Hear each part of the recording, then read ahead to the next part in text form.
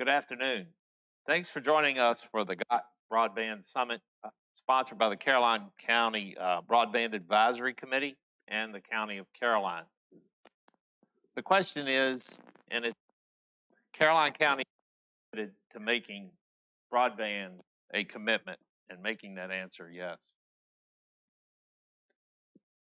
My name is David Sadler. I am the IT Director for Caroline County and also the staff representative to the Caroline Broadband Advisory Committee, appointed by the Board of Supervisors. So if you've ever asked yourself, where can I get more information about the broadband expansion efforts in Caroline? We'll just go through just a couple of real easy steps here to show you where you can get that. From the county website, you see the topic community. If you choose community, click on broadband in Caroline County. That'll bring up a form. All the way at the bottom of that form, there's a broadband inquiry form. Any questions about the broadband expansion efforts, future plans for broadband, or even if is my address going to be served by the broadband expansion, can be submitted right on that form. Where else? Well, the Caroline County, Virginia government YouTube channel also streams our Broadband Advisory Committee meetings.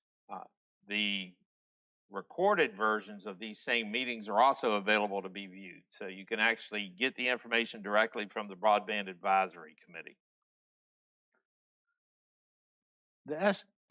The estimated cost of expanding broadband to all unserved citizens of Caroline County is nearly $34 million. Caroline has committed approximately $5 million to support the expansion of broadband to every address in Caroline County. Public-private partnerships along with grant dollars will be needed to fill the gap between the $5 million that the county has pledged to the $34 million actual cost.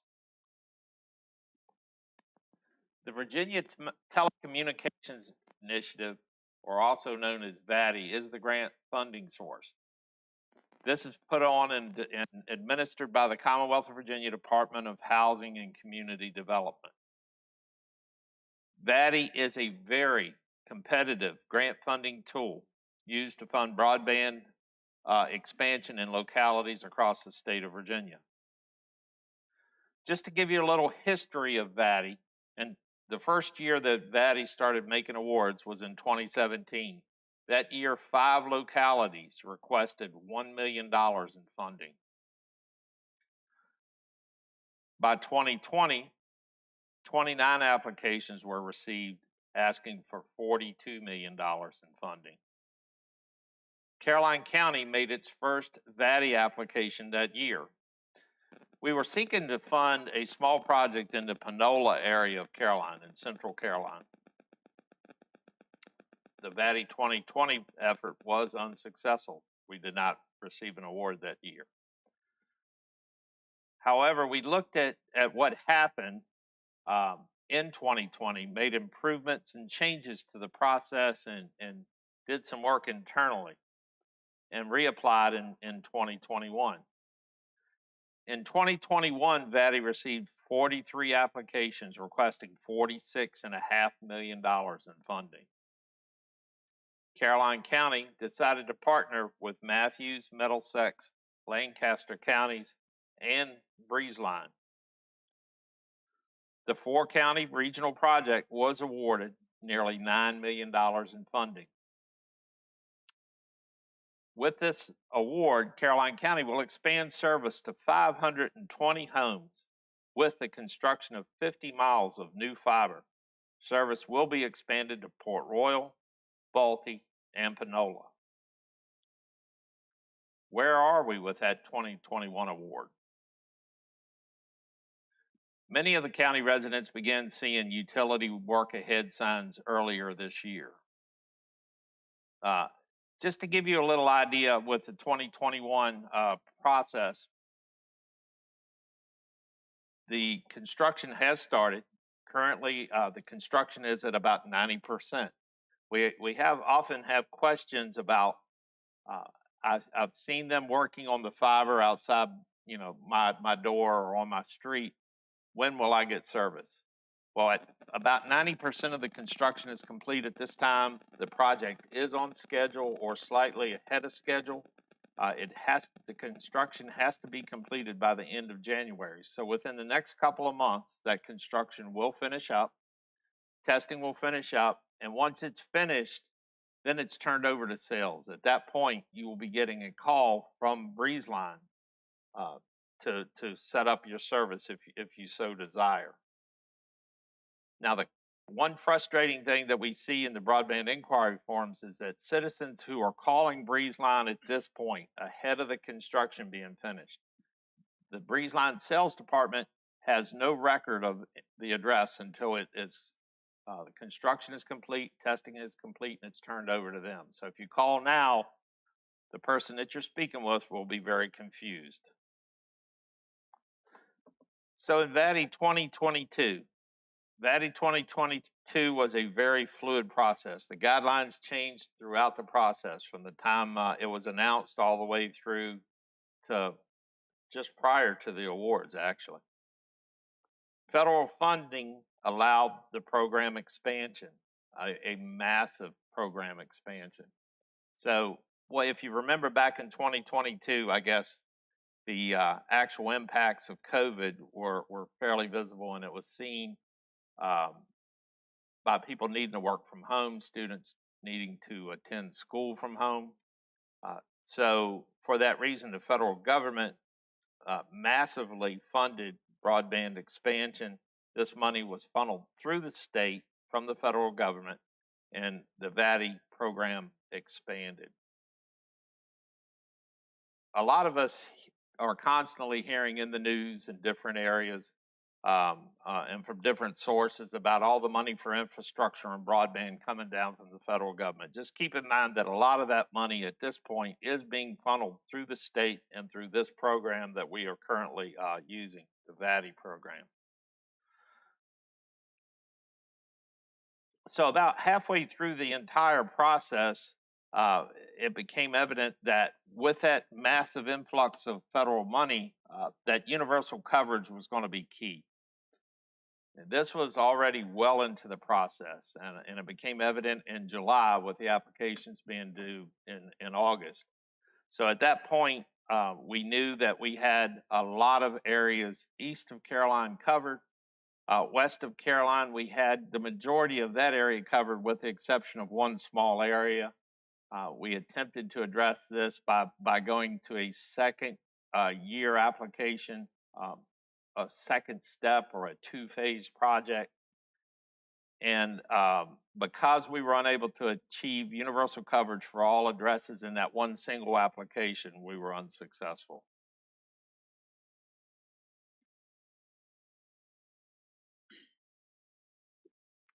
All right, at this time, I would like to introduce to you Jason Barlow. Jason is chairman of our Broadband Advisory Committee, works really hard in developing these plans, and has been a very important member of the Broadband Advisory Committee. Jason.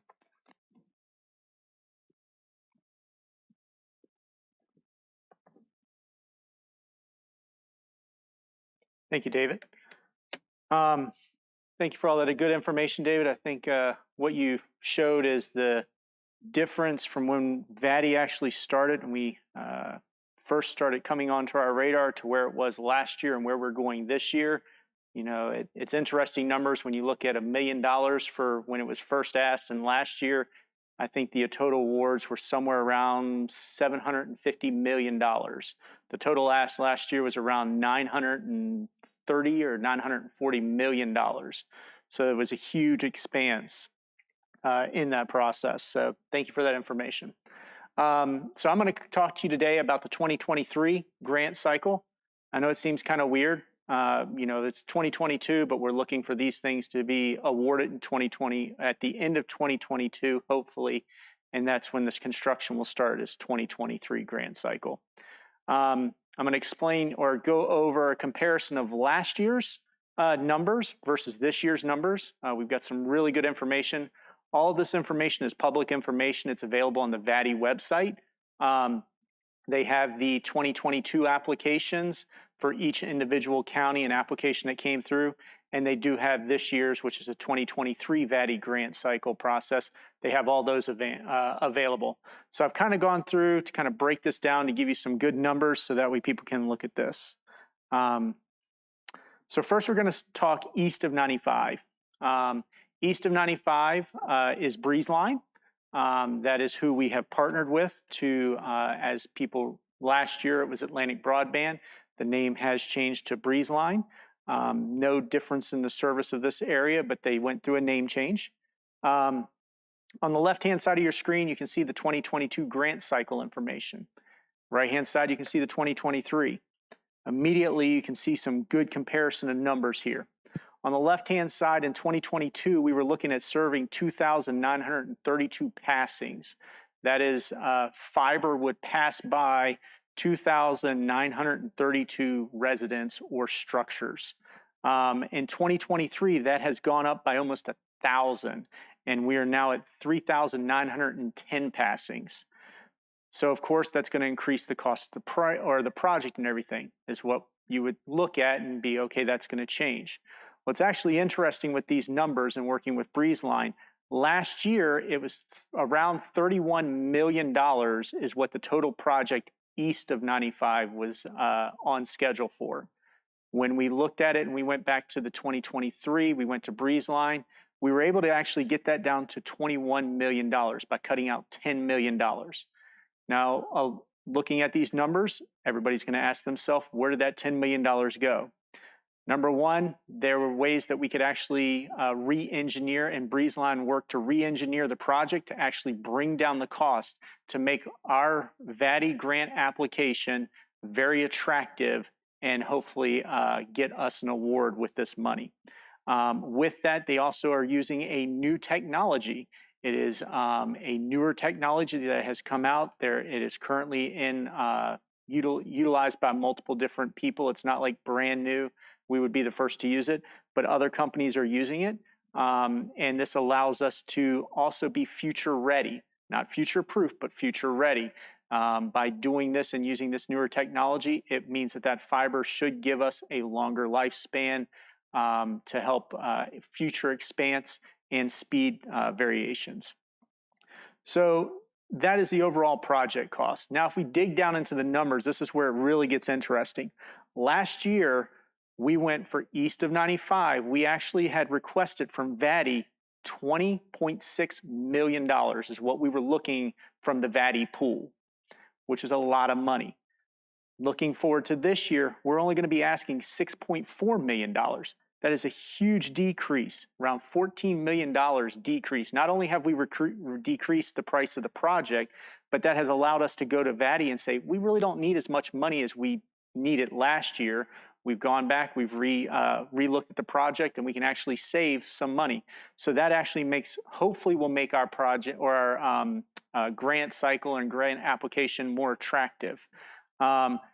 With that, you can see on the next line down, you can see Breezeline is actually going to be contributing even more money to us.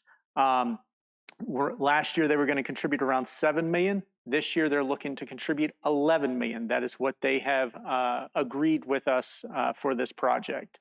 The county, as you can see, is held about the same, which is really good that the county is still able to put this money towards it and is believing in and is really eager to get the broadband to the entire county. So we're staying about $3.5 million.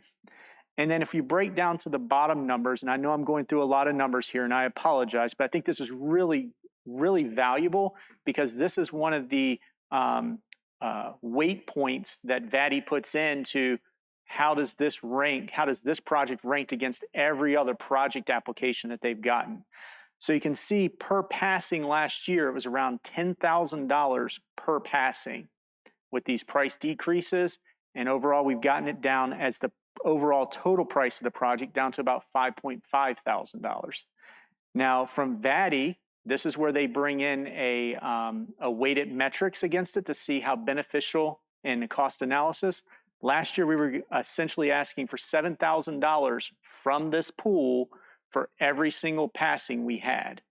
By looking at this and realigning and re-engineering, We've gotten that price down to around $1,650 per passing. That is a huge decrease in the total price and cost of this. So at the bottom, I put some overall project costs went down around $10 million, while the total cost per passing went down about $5.5 thousand. With the amount that BreezeLine and the county are contributing, we're able to decrease our VATI ask by around $14.2 million.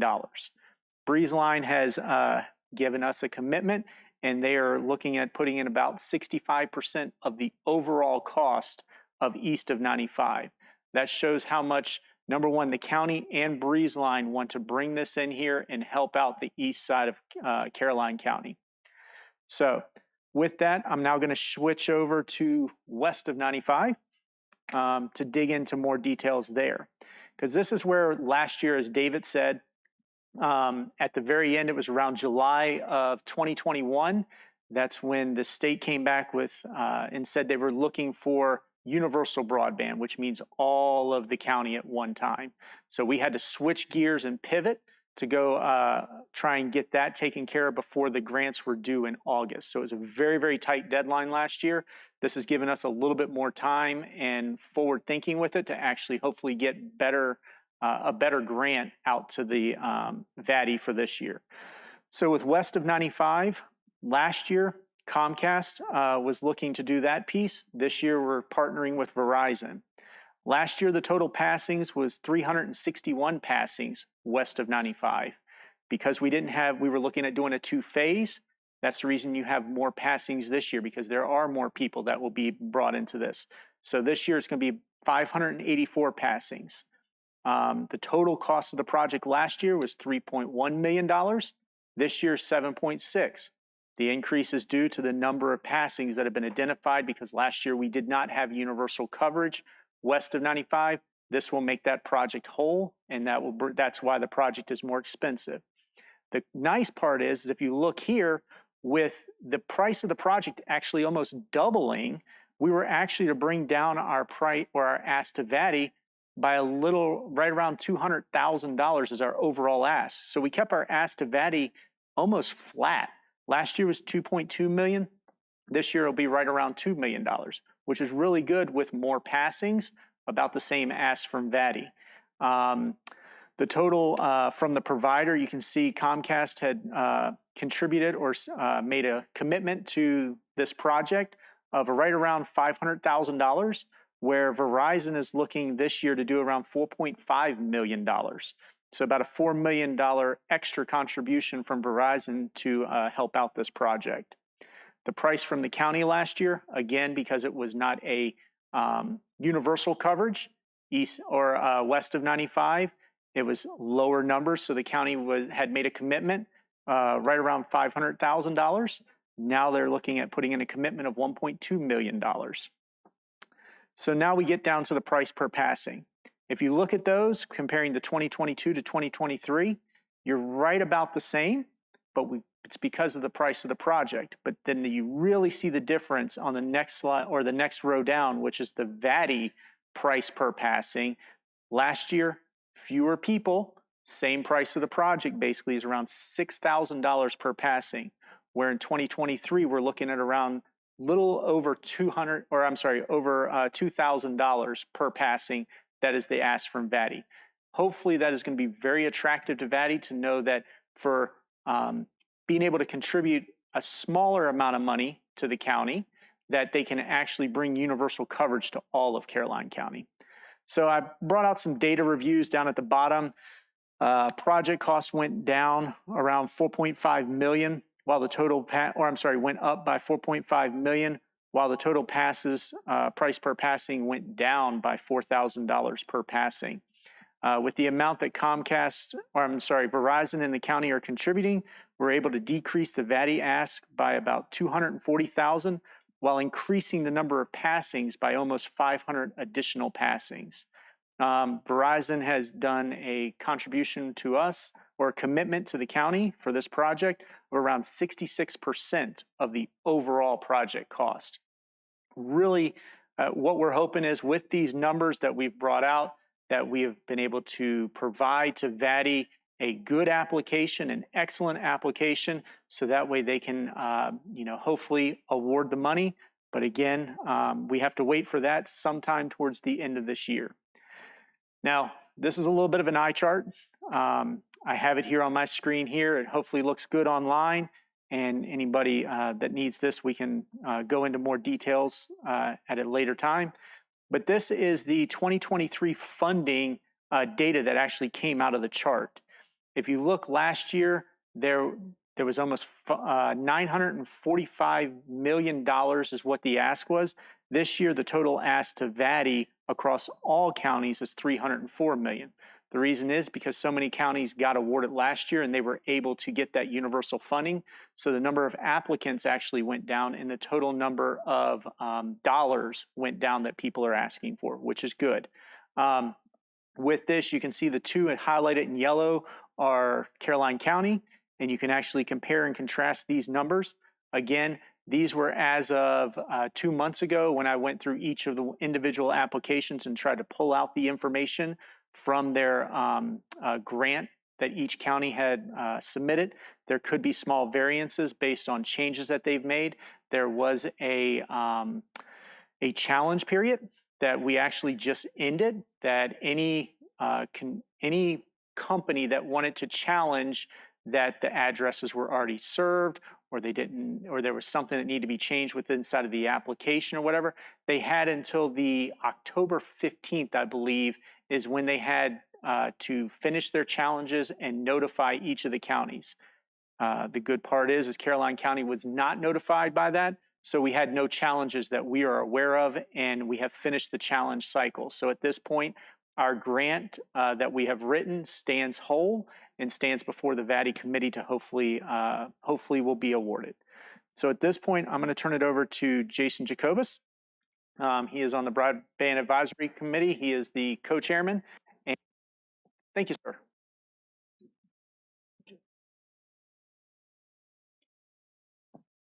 Thank you.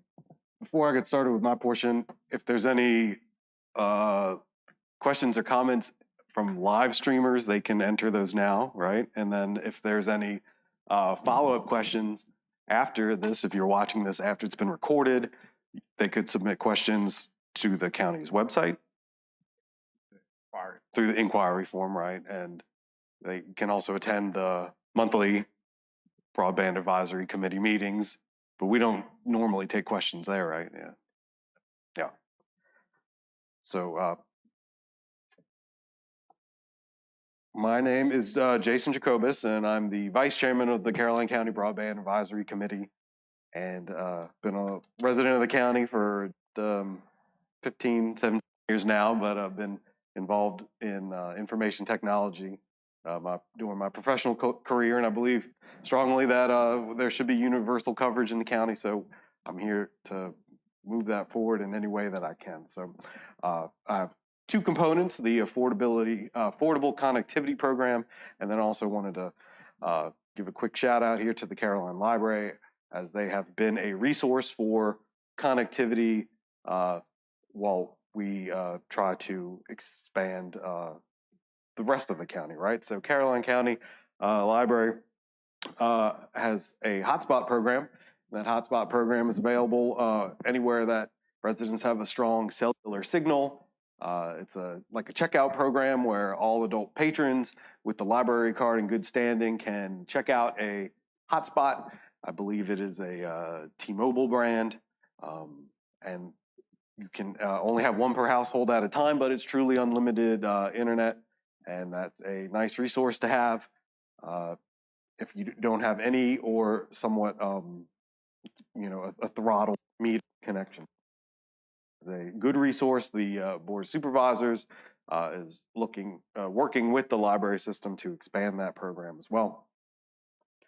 And another quick update is that the Caroline Library has been adding privacy pods, so a place where you can use their connection to have telemedicine calls, some privacy while having a good and reliable connection. So recently, this particular pod was installed at the Ladysmith branch, and I believe they're looking into adding those at the other branches, but this is a pilot program right now. But I thought it was nice to have something that was, I think this was the accessible model, and they're looking at other versions as well. So the main portion of my program here is the Affordable Connectivity Program, and it's pretty exciting because you could save $30 per month right now if you're eligible, right? So what is the Affordable Connectivity Program?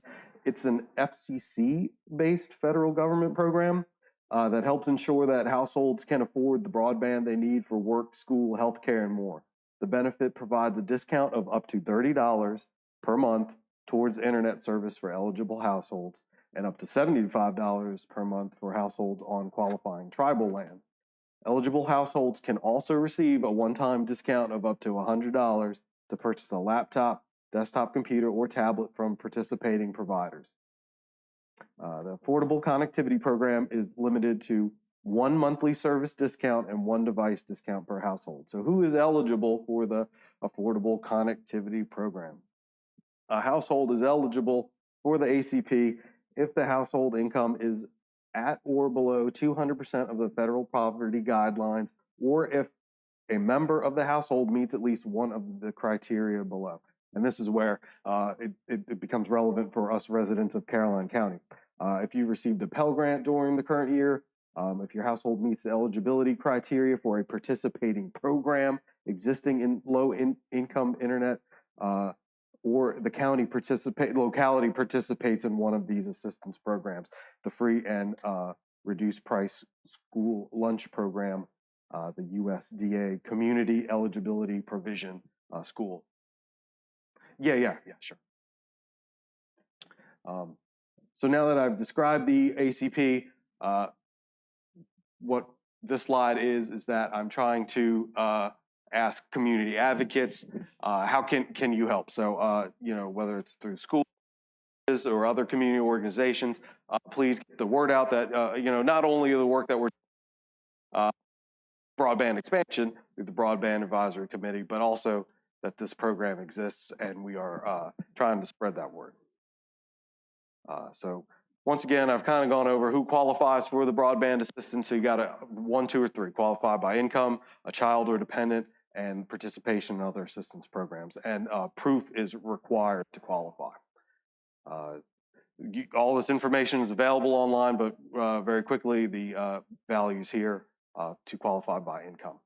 So qualification by participation in one of the following programs. The star here is the Community Eligibility Provision, the free and reduced price school lunch program. Caroline County Public Schools has been involved in this free and reduced price school lunch program. I think it's a great program. All kids should be able to have a good breakfast and lunch while they're at school so they can learn. So by the county being involved in this automatically means that all households with a child in public schools in Caroline County are eligible for this program. Besides that, other programs like SNAP, Medicaid, WIC, supplemental social security income, veterans, public housing, and Pell Grant programs all qualify you for Affordable Connectivity Program. So how do you get started? And I've gone through this, and allow me to walk through my experience of this, and we can help anyone with this by if you just reach out, we can work with you. So to start, you got to go to affordableconnectivity.gov and set up a profile like any other website, email and a password, right? And you have to go through and give them some of your personal information. And if you are qualifying through your child in the public school system, you'll have to provide some of their information as well. You have to sign on the dotted line and consent that all the information you are providing is truthful, is seen here. During the application process, you are presented for, what option would you like to enroll under? And for the free and reduced school lunch program, you select option 2, and you check the box that says free and reduced school lunch in the current school year. And that pops up with another box that says, select your eligibility school. And you select the state and the county and what particular school your child is enrolled in. So then you are prompted to upload the proof. And so what has happened here is that I went through some trial and error to get the correct document with the correct information, right? So the document must include the name of the member of the household that is enrolled in the community eligibility provision school, and this name must match the benefit qualifying person field used in the application, the name of the school and school district, and the current school year. So what David had done was reached out to the school board, and the school board used their internal system called PowerSchool to set up a generated form, and the generated form will print out a PDF file, a letter that includes all of this relevant information with your child's name on it, and that would be used here to give the ACP program the document when you click on that blue choose file icon. So here's my procedure on how to do this. So as a parent, you would go to Caroline County Public Schools website and select the PowerSchool Parents Portal and sign in.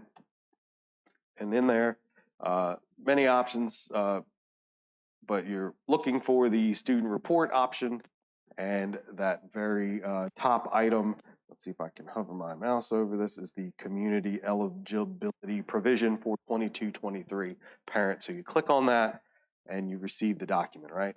And the document looks like this, and ensure that the information that is generated is correct. So in the green fields here, we're looking for the student's name, the grade, the address, and school, and the child's name again. And what you see here is that it contains the name of the school and the eligibility for this current school year. So this is the proof that you are eligible for this program. So save this file for the next step, because you're going to go back to the ACP application, choose that file, select that letter, and proceed. You know, so this could be tricky if you're trying to do this on a mobile device. So you got to be careful of where your attachments are saved. So keep up with that.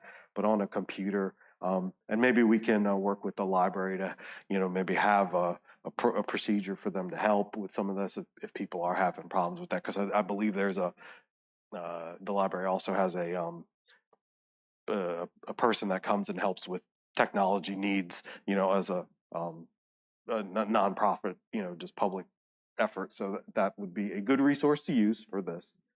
So you get back to the form, you choose your file and upload that, and you complete the submission, and you have to give them some time, and they will check your document. I had run into some problems with this process, and I had to call the number, and it was because I had submitted incorrect forms.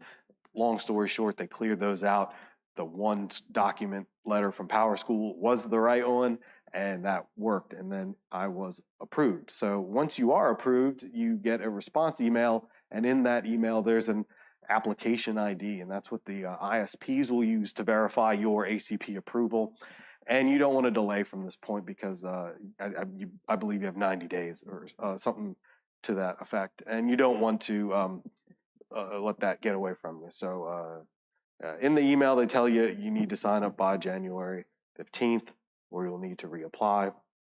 So then you need to sign up with your provider. So you can click on that participating internet company link, and in that link shows they'll ask for your zip code and all the services that are available in your area. And what was surprising to me was that even mobile internet providers like your smartphone, Verizon, T-Mobile, AT&T, they were all available in there as well. I don't know about their full process, but what I will show you next is my experience with going through the approval process, the application process with Verizon. So I take this application ID here, and I went to Verizon's ACP application page. You would have to Google that or use the find your service provider from that email to get to where you need to go. But the interesting thing here at Verizon was if you had either a Verizon home internet connection or a Verizon mobile plan, you could then apply for ACP with Verizon, and that's what I did with my mobile connection. So once again, you have to fulfill the disclosures to Verizon that you are an ACP customer and allow them and say yes, yes, yes, and next. And I had one problem rolling through the first time. Maybe I didn't wait long enough. I don't know. But if you have any problems, try again later. You need to select that you want a new enrollment. It will ask for your ACP ID. You enter that, and then they say, okay, your form was sent successfully, and the discount should be applied in the next 1 to 2 billing cycles. That has not happened yet at the time of this recording, so I will make any updates in our monthly meetings if something changes. I did read language that this may impact any other discounts that you have with your current provider, so you do need to take that in effect. But $30 off per month, it's $360 per year. That's pretty good. Hard to beat that. So I'm interested in hearing everyone else's stories, but the bigger picture is that BreezeLine also participates in this. So the idea would be that once our 2023 grant is fulfilled, everyone who has eligibility would be able to apply through BreezeLine, and BreezeLine has a $30 basic connectivity package, and that would be used for people who qualify to receive home internet for free, and that's a very good thing. So if there are any questions, we'll take those now, and if we'll wait a moment to see if there are any questions.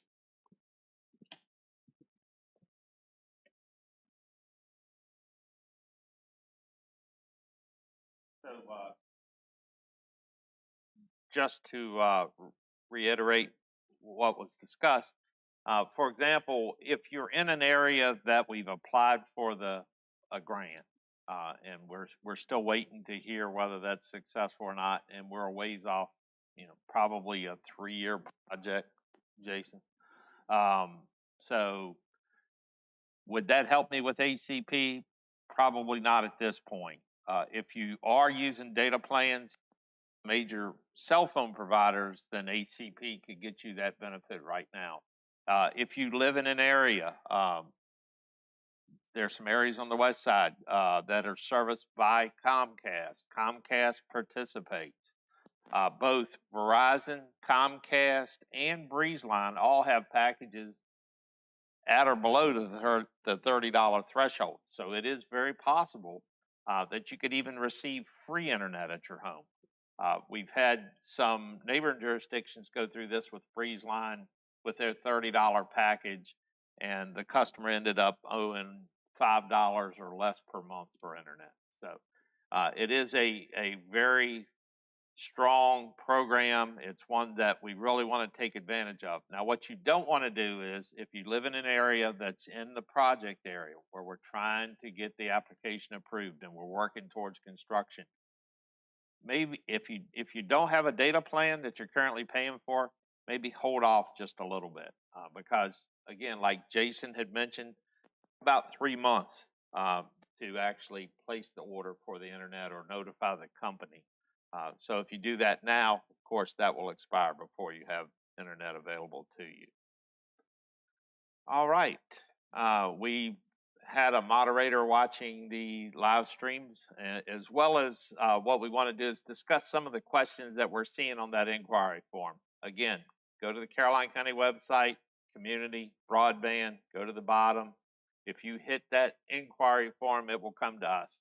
What kind of questions should I ask or is appropriate on this through that form? Is my address going to be served if 2023 is available? So if you give me an address, we can go through, we can verify that yes, your address was actually listed on the application. So just in general, that's the type of questions that we're looking for. All right, Jeff. Okay, most of these questions are related to what you were just saying. I think we'll go through those first. They don't have specific addresses, but they're more like the roads. So I'll give you, I wrote them down in a way where I can just give you the road area, and then you can like speak to that section. Does that sound good? And gentlemen, I may ask for some input from you guys as well when we're answering this, because I know that there's some questions about frog level, and we have here. We'll get you unmuted so you can And I'm only joking about the mayor of Frog Level. May have a couple people that would want to compete with you for that. A quick shout out for our table at the Harvest Frog Level Parade.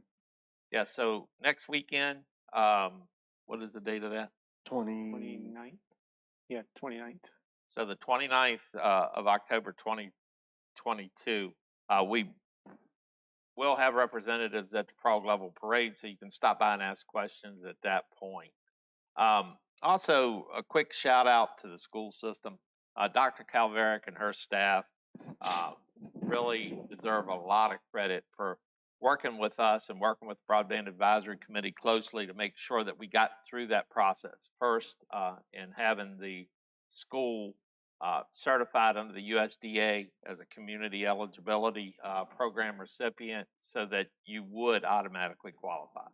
And just to reiterate, every household in Caroline County who has a student in Caroline County Public Schools and has internet available to them, whether it's through a cable provider or a mobile provider at this time, is eligible. You just have to go through those steps. And a lot of thanks goes out to the school system for their assistance with that. All right, Jeff. All right. First area of question is going to be Golensville Road. There's apparently a newly installed branch, according to this thing. So we kind of touched on this earlier. There is a portion of Golensville Road that is currently being constructed. If you're in that area, again, we're at about 90% construction complete at this point. So once that construction is complete, they turn it over to testing. The testing is runs about a week or two, and then at that point, it is turned over to sales. So if you're on Golensville Road and you've seen the fiber, maybe even going across your own property, then expect to be hearing from Breezeline within probably the next 3 months, and maybe even sooner. So there were some delays due to COVID and supply chain issues throughout the life of this project. However, none of those impacted. Breezeline was resilient enough and had enough resources available to them by shifting inventory throughout their system. They've been able to avoid any delays that would extend the deadline that they were actually working with. So we're still on or shortly ahead of schedule. So we're looking forward to that. If you're in an area, in that project area that was awarded in 2021, expect to be hearing from Breezeline. Now, I did mention this earlier in the presentation. If you're in that area, we are still under construction. If you call Breezeline at this point, they will be very confused because until the construction is complete and testing has been complete and it's turned over to sales, the people you talk to on the phone will not have your address. So again, a couple of ways. Watch the Broadband Advisory monthly meetings or fill out that broadband inquiry form at any point. I'm the one that actually responds to those. So if you fill out a broadband inquiry form, I can let you know what is the most up-to-date and accurate information that we have available. I'm gonna read this one a little verbatim here. When can I expect broadband to make it to Frog Level, and what can I do to help it happen sooner? Well, you want to? I can take that chime one. in? Am I still on? Yep. All three of us are. Okay, cool. So I currently live in Frog Level. The goal is with this VADI grant for 2023, if we are awarded, and that's what I want to make sure everybody understands, if we are successful in the grant process and VADI awards us the money, then that Dawn is actually in phase 1 of the project. So there's actually 3 different phases for east of 95. West of 95, that will be a different configuration, I think. David, if I'm correct, that's just 1 phase for west of 95. But the way that it works and the way that we have to bring the broadband into the county based on engineering, it is going to start at the south end of the county and work its way up and expand out from there based on the entry point. So if we are successful, things will start happening in the first part of 2023, hopefully really quickly. And we should be able to start, hopefully construction sometime during the middle portion of 2023. And depending on how the construction works and how the construction progresses, maybe sometime 2023, most likely it'll be a portion into 2024 would be my guess. Now, the other thing to keep in mind too is that we mentioned a lot about the project not being turned over to sales until construction is complete. With a project as large as VATI 2023, or even the construction on the west side, just know that the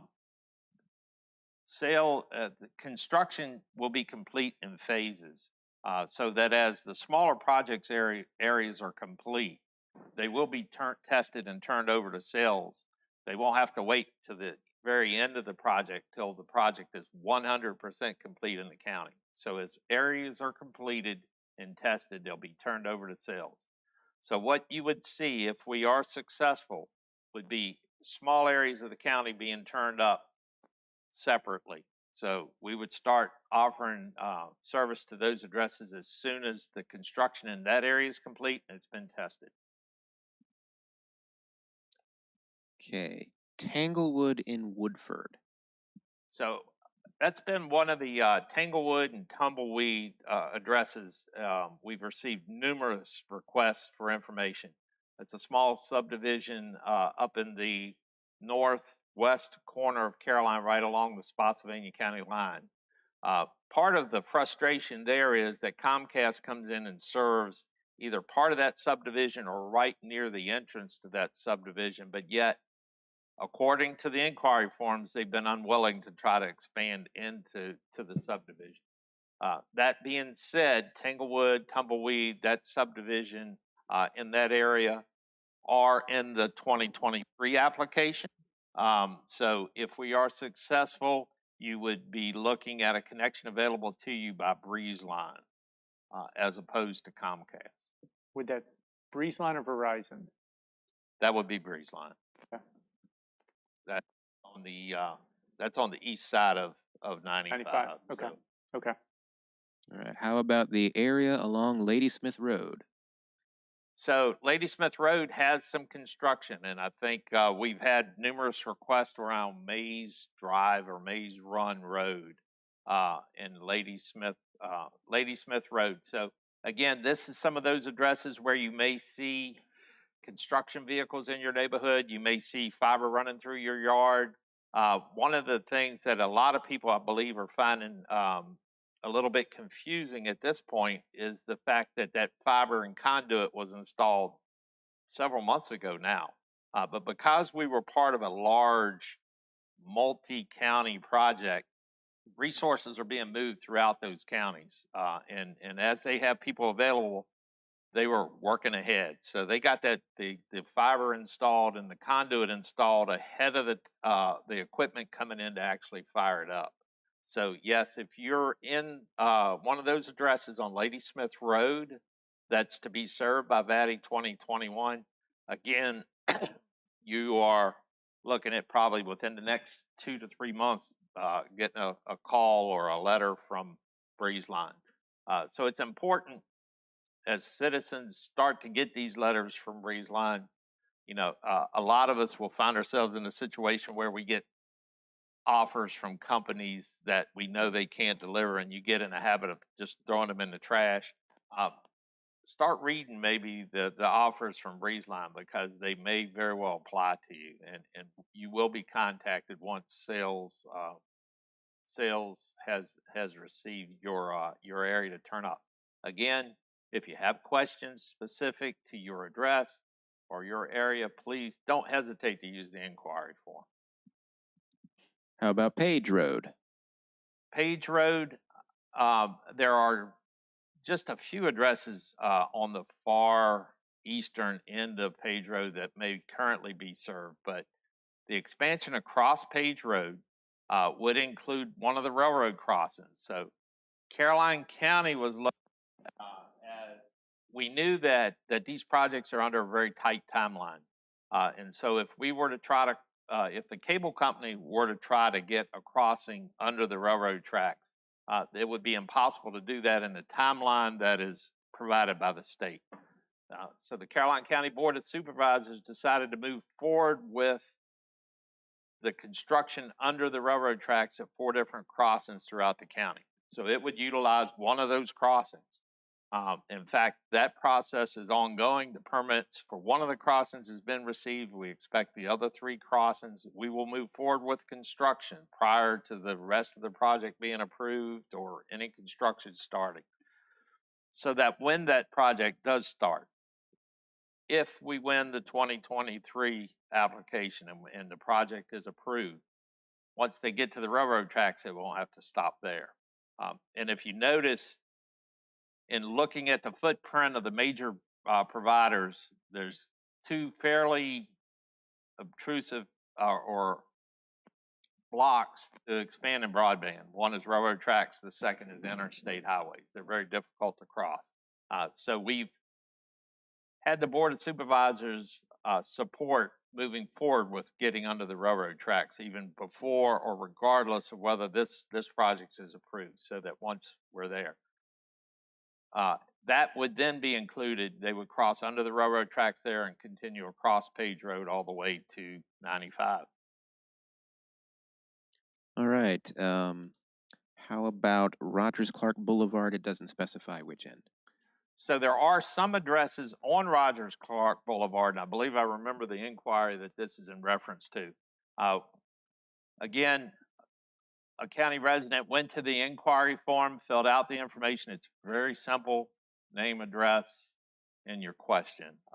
When we had the address and we looked it up, we found out that this person actually had Breeze Line available to them right now.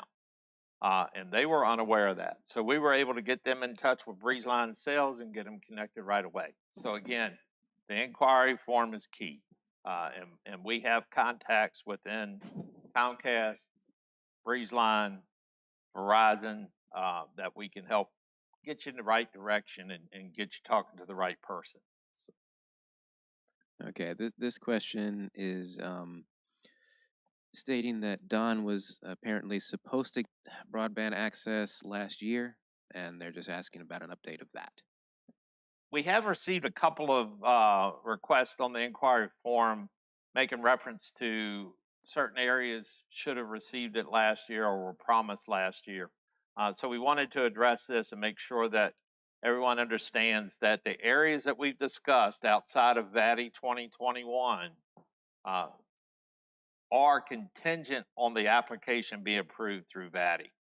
We talked about it earlier. It's about a $35 million cost to provide all the unserved houses with internet. And we've talked about, the county has managed to pledge about $5 million should that project go forward. There's a big difference between 35 and 5. So it's all going to be dependent on that application, and we have no guarantee that we'll get it. As you've seen it going from $1 million in request in 2017 to nearly $1 billion in 2022, it's a very competitive process.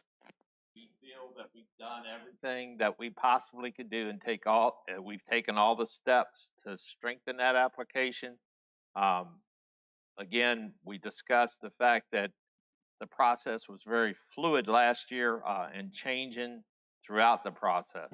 So this year has been more standard. So we were able to make changes and adjust and redirect our focus to prepare for 2023. So we have submitted in August what we feel is a very competitive and compelling application to DHCD and VAT. To add on that, I would say that maybe they saw maps of the 22 application and thought it was going to come in this year. And that could very well be where the confusion is. So there may be maps out there showing project areas and project areas for 2023. Just know that yes, the project's been planned out, the areas have been designated, but we're just short about $30 million to make it all happen, without support of some outside agency. But the county's committed and will The county keep is trying. committed, and we will continue to work. And this committee, you see 3 of our members. There's probably about 8 or 9 of us that meet monthly, and we have really just great support from the Board of Supervisors. We know that there's a problem. We know that people need it. We know that COVID has impacted the need for broadband across the county and every one of our lives. So we're working hard to find a solution, and we're not giving up. We're learning from our mistakes, shifting gears, and moving forward.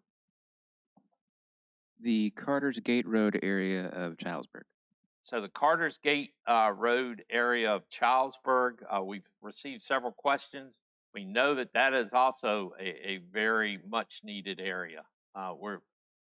A lot of this was highlighted as COVID hit. People had to start working from home, but there are businesses that exist in that area that have been there even prior to that. So we know that the need is there. Verizon has been chosen as the partner to service that area. And so if we're successful in our application for 2023, then that would be in a Verizon area. Now, the Verizon project being a smaller project than the Breeze Line project would likely be an 18-month project. So if we win the award 18 months from the time the contract is signed, it would be complete. Right. Guinea Station and Claiborne Crossing. So Guinea Station and Claiborne Crossing are very close to the Tanglewood Tumbleweed area of the county and would fall under the same.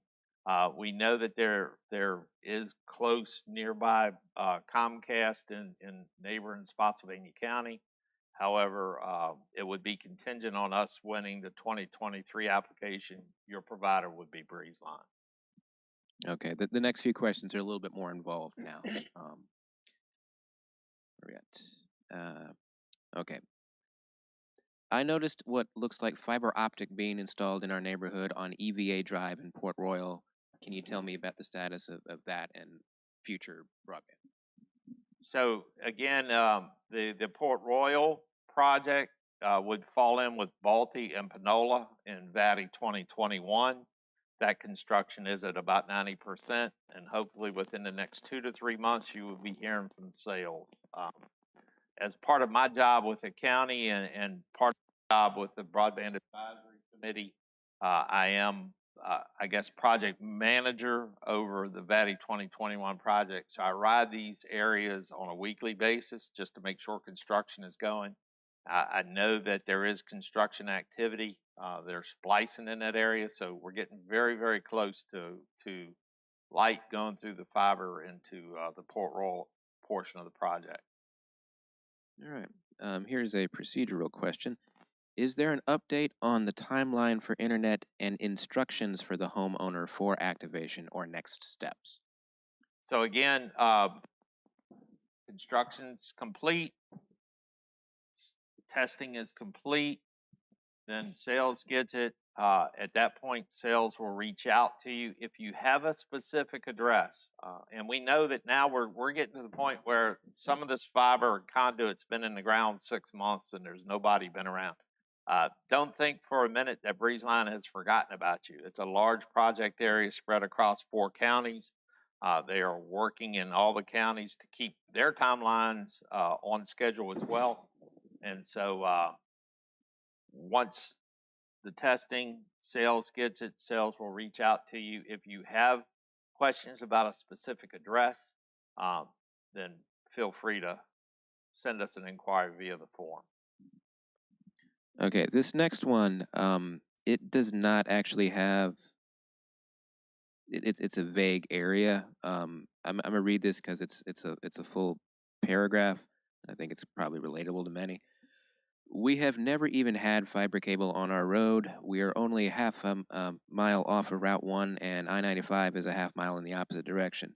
We've had to rely on spotty wireless connections for television and phones. Working from home during COVID was terrible, and I thought things were to get better, but they have not. We have tried satellite and are now on our 4th wireless provider, and there's still not enough bandwidth. We have terrible latency in connectivity and also maintaining a connection. I work for the government from home, and it seriously impedes my performance to complete my tasking on time. Please tell me that our area will be better served with internet service.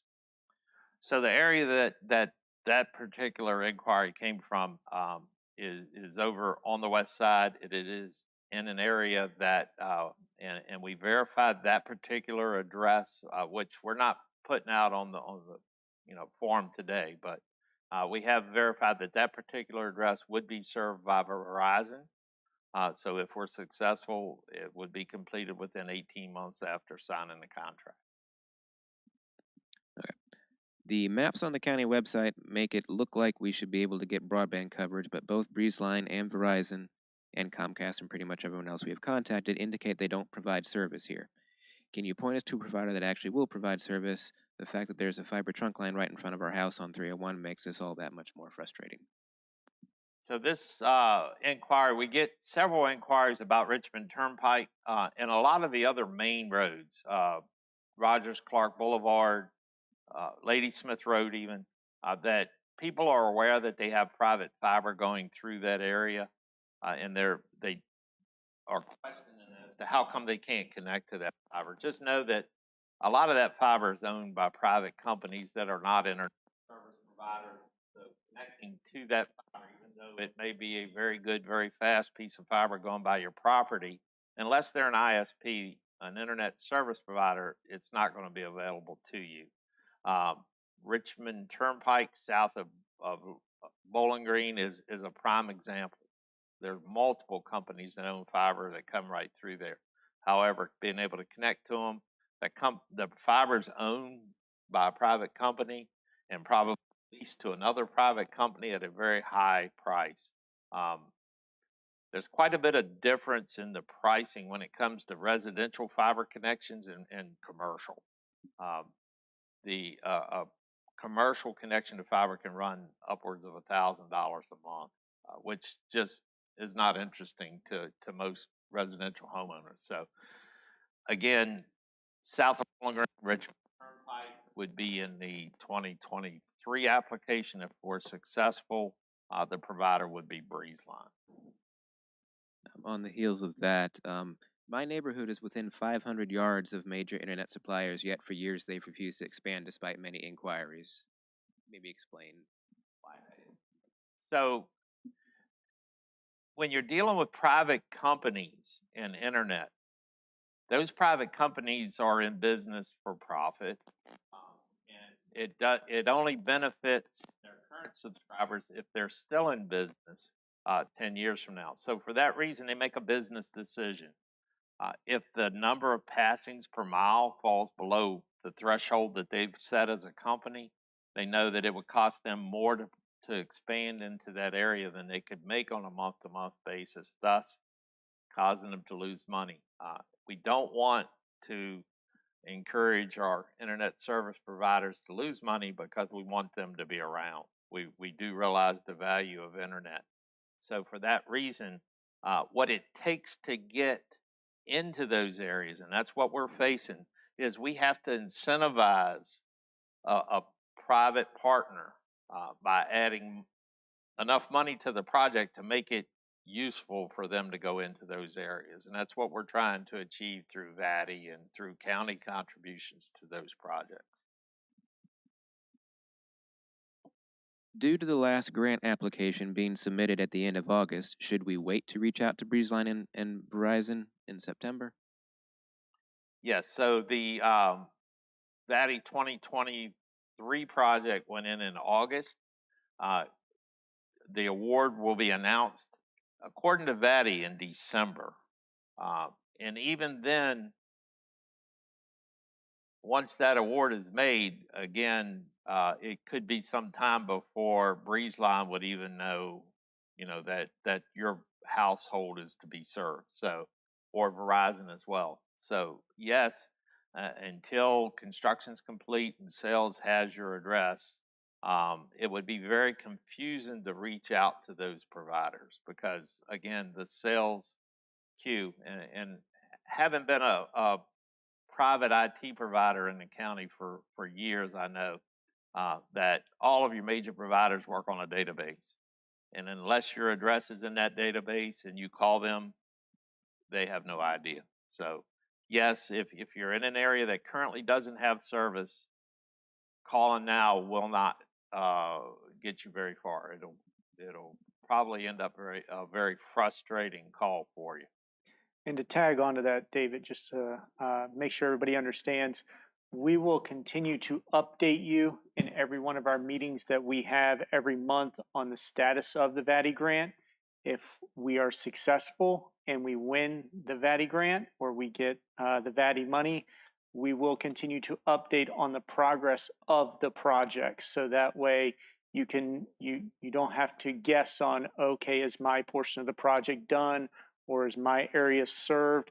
We will continue to update you on that. I'm looking forward to the day, hopefully by the end of the year, where we can come online at the beginning of the meeting and say, sales is now available for this area. That is going to be a wonderful announcement for the first time that we will be able to say that. And we will continue to give updates as we have more information on that on those monthly meetings. So please tune into those on YouTube. We do broadcast those. So the also in the VATI 2021 process, as those addresses are released to sales, and they will come in small pockets. So we're not waiting until everything is complete. Once those small pockets start being released to sales and those addresses become available for service, we'll be notified of the actual individual addresses. So again, the inquiry form is going to be or one correct way to get to find out, is my address available right now? So you can wait for the provider to reach out, their sales department to reach out to you, or feel free to, I know I've said it 1,000 times, but if nothing else, if we don't get anything else across today, the inquiry form is the way to get accurate information. And that's part of what we're trying to do today, is to provide the public with accurate information. There's some disinformation that's available out there on some of the social media platforms, and we're trying to kind of combat that. Do you have a general response for those that use the inquiry form as a means for submitting a request for high-speed internet? So actually, prior to the application being filed in August, the request that came in via the inquiry form requesting how bad they needed broadband, we used those in the application. Several of them were submitted.